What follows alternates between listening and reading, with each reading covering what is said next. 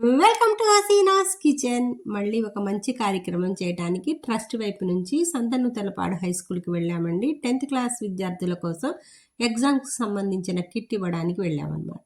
బాల్యం ఎప్పుడూ అందంగా ఉంటుందండి. విద్యార్థి దశ ఎంత అందంగా ఉంటుందో మనకు తెలియదేముంది.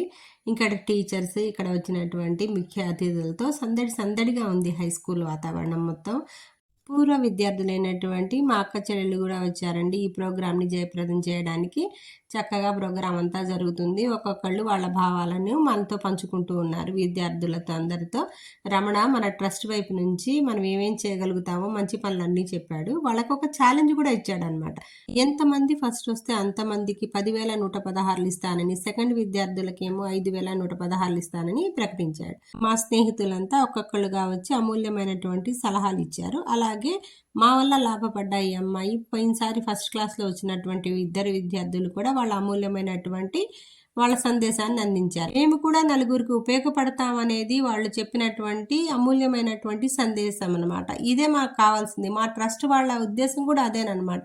ప్రతి ఒక్కళ్ళకి సహాయపడాలి. మేమే సహాయపడలేం కదా, మా వల్ల లాభపడిన వాళ్ళు ఇంకొక నలుగురికి చేశారనుకోండి, చాలా మంచి కాన్సెప్ట్ కదా. అది చాలా ఆనందం వేసింది. ఇక్కడ ఉన్నటువంటి అందరి విద్యార్థుల మీద కొంచెమో గొప్ప ఈ ప్రభావం తప్పకుండా పడి ఉంటుందండి. ఈ కార్యక్రమం వల్ల ఒక నలుగురు మారినా కూడా సమాజంలో చాలా గొప్ప మార్పే వస్తుంది. ఇలాంటి మార్పు కోసం మేము నిరంతరం ప్రయత్నిస్తూనే ఉన్నాం. మాకు ఒక్క అవకాశం వచ్చినా కూడా, ఏ చిన్న అవకాశం వచ్చినా కూడా మేము నూతలపాడులో మంచి కార్యక్రమాలు చేయాలని నిర్ణయించుకున్నాం అనమాట. హై స్కూల్లో అంటే ఇంకా చెప్పనవసరం లేదు. మేము ఇప్పటిదాకా చాలా మంచి కార్యక్రమాలే చేశాం. ఇక్కడ భవిష్యత్తులో కూడా చేస్తామన్నమాట. ఈ స్కూల్లోకి వెళ్ళగానే ఎందుకో ఒక రకమైనటువంటి అద్వితీయ ఆనందం కలుగుతుందండి నాకైతే. అక్కడ ఉన్నంతసేపు మేము కూడా విద్యార్థులుగానే మారిపోయాం. ప్రతి దశలో కూడా మన అందరం విద్యార్థులమే కదండి. ప్రతి దశలో ఏదో ఒకటి నేర్చుకుంటూనే ఉంటాం. చిన్నపిల్లల దగ్గర నుంచి పెద్దవాళ్ళ దగ్గర నుంచి. పెద్దవాళ్ళమైనా కూడా నేర్చుకోవడానికి చాలానే మిగిలి ఉంటుంది. ఇంకా అందరిది విద్యార్థి దశే కదా. ఈ ప్రోగ్రాం అంతా మా ఫ్రెండ్ సంపత్ ఆర్థిక సహాయంతో జరిగింది. ఒక్కొక్కళ్ళు ఒక్కటి అనమాట. పోయినసారి పాతర్తి ఇక్కడ వాటర్ ప్లాంట్ కావాలంటే దానికి మనీ సహాయం చేశారు. అలా ఒక్కొక్కళ్ళు ఒక్కొక్కటి అనమాట. ఇక్కడ ఇప్పటి వరకు మన హెడ్ మాస్టర్ గారు ఏం అడిగినా కూడా మనం అసలు కాదనలేదనమాట. ప్రతి ఒక్కటి ఇది కావాలి ఇది కావాలి అన్నప్పుడు ప్రతి ఒక్క ప్రోగ్రామ్కి మనం ఏదో ఒకటి మనకు చేతనైనంత వరకు మేము సహాయం చేసాం. మేమంతా విద్యార్థులు కలిసే చేసామండి. ఎక్కడ మేము బయట ఫండింగ్ తీసుకోలేదు ఇప్పటిదాకా. విద్యార్థికి ఉపాధ్యాయుడికి ఒక రకమైనటువంటి అనుబంధం ఉంటుందండి. 10th క్లాస్ అనగానే చివరి క్లాస్ కదా అది. ఆ సార్ వాళ్ళకి ఆ పిల్లలకి చూడండి ఎంత అనుబంధం ఉందో.